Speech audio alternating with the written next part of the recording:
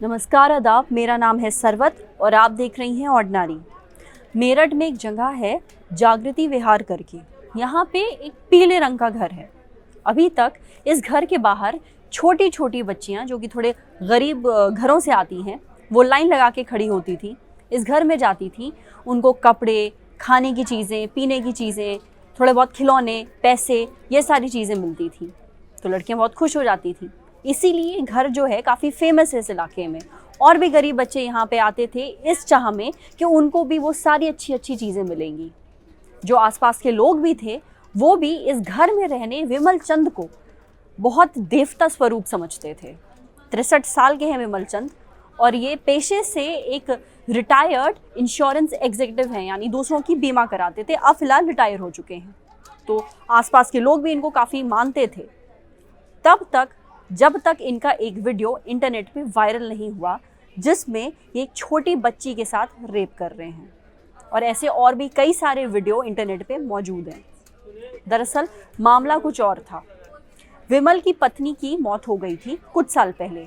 उसके बाद विमल ने पास के एक मंदिर में जाना शुरू कर दिया। वहाँ जा कर के जो बच्चियाँ होती थी उनको वो खाने की चीज़ें देते थे, कभी कपड़े दे देते थे, कभी पैसे दे देते थे। इसके बाद इन बच्चियों ने घर के बाहर आकर के लाइन लगानी शुरू कर दी इस चाह में कि उनको फिर से खाने की चीज़ें मिलेंगी। भूखी होती थी, वो गरीब होती थी, तो उनको लगता था पैसा मिल जाएगा तो वो अपने परिवार के पास वो पैसा लेके जाएंगी। माँ बाप भी इन बच्चियों को भेजते थे। तब से यानी पिछले 2 सालों से विमल चंद इन बच्चियों का रेप कर रहा है। अब ये मामला खुला कैसे? सिर्फ इतना नहीं था कि ये आदमी इन बच्चियों का रेप करता था, उसने अपने घर के हर कोने में CCTV कैमरास लगवाए और इनको लगवाने के लिए इसने एक आदमी को बुलाया जिसका नाम है पीयूष। ये आदमी जब आया और इसने CCTV कैमरास पूरे घर में इंस्टॉल किए तो उसे थोड़ा शक हुआ, क्योंकि कुछ कैमरे इस आदमी ने यानी विमल चंद ने अपने बाथरूम में तक लगवाए थे। अब बाथरूम में कैमरा कौन लगवाता है? इस वजह से पीयूष को शक हुआ। तो उसने जो फुटेज होती है उसकी जाँच की। उसने वो फुटेज देखा और जब फुटेज देखा तो उसके रोंगटे खड़े हो गए, क्योंकि उस फुटेज में वो इन बच्चियों का रेप कर रहा था। अब आपको क्या लगता है कि पीयूष ने क्या किया होगा? वो पुलिस स्टेशन गया होगा, उसने सबूत के तौर पे ये फुटेज पुलिस को दिखाई होगी? नहीं, पीयूष ने ऐसा कुछ भी नहीं किया।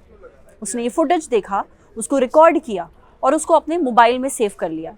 सेव करने के बाद पीयूष ने विमल चंद को 6 महीनों तक ब्लैकमेल किया। अब विमल चंद को वो सारी बातें माननी पड़ी जो पीयूष ने उसके सामने रखी। पर हाल फिलहाल में विमल चंद परेशान हो गया सारी धमकियों से। वो खुद पुलिस स्टेशन चला गया पीयूष की शिकायत करने के लिए। पीयूष ने भी वो जितनी भी CCTV फुटेज रिकॉर्ड की थी अपने फ़ोन में पुलिस को थमा दी, पर उससे पहले वो ऑलरेडी उनको इंटरनेट पे डाल चुका था। जब इंटरनेट पे जो जितनी मौजूदा ये क्लिप्स हैं पुलिस के हाथ लगी तो उनके तो होश उड़ गए। उन्होंने विमल चंद को उसके घर से गिरफ्तार किया और साथ ही पीयूष को भी गिरफ्तार कर लिया है। जब जांच हुई तो ये पता चला कि अभी तक 6 बच्चियां ऐसी हैं जिनके बारे में पता चला है कि विमल चंद ने उनका रेप किया था। पर ये नंबर सिर्फ 6 नहीं है, इससे बहुत ज़्यादा है। और जैसे जैसे जांच होगी पता चलेगा कि एक्चुअल में आंकड़ा कितना है। और इन बच्चियों की जो उम्र है वो कम से कम 10 साल है, यानी सबसे छोटी बच्ची जो है वो 10 साल की है। एक जांच कमेटी भी बनी है जो कि इस मामले के बारे में और ज़्यादा तफसील से जांच करेगी और जो ज़िला अधिकारी हैं उनको अपनी रिपोर्ट सौंपेगी।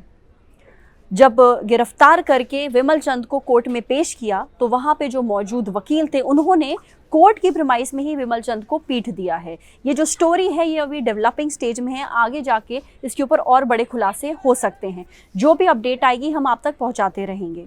आपकी क्या राय इस पूरे मुद्दे के ऊपर, इस पूरी वीडियो के ऊपर हमारे साथ कमेंट सेक्शन में ज़रूर शेयर करिए। अगर ये वीडियो आप फेसबुक पे देख रही हैं तो प्लीज़ हमारे फेसबुक पेज को लाइक करिए। अगर ये वीडियो आप YouTube पे देख रही हैं तो प्लीज़ हमारे YouTube चैनल को सब्सक्राइब करिए। साथ ही बेल आइकन पे भी प्रेस कर दीजिए ताकि जब भी हम कोई नया वीडियो अपलोड करें तो उसका नोटिफिकेशन आप तक सबसे पहले पहुँचे। Thank you.